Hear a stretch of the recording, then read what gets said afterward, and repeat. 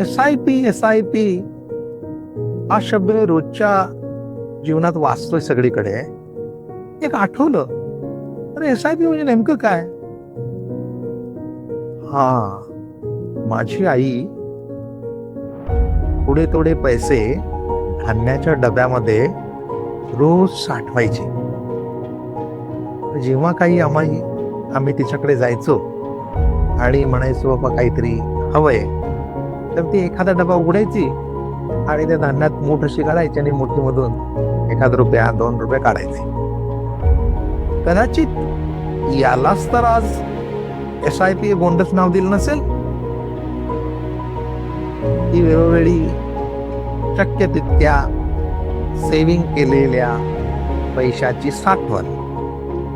हो, पण यातला एक भाग सोडला, नियमित साठवण केलेली किंवा नियमित सेव्हिंग केलेला तो पैसा, तर आजच्या काळात एवढाच डिफरन्स असावा किंवा आहे.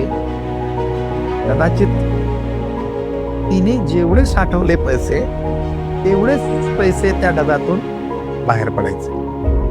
पण SIP मुळे तुम्ही साठवलेल्या पैशामध्ये, तुम्ही साठवलेल्या पैशावर ठराविक रकमेचा व्याज त्यात मिळाला जाईल, त्यात मिळेल आणि तुमचे पैसे थोडे मोठे झालेले तुम्हाला दिसतील.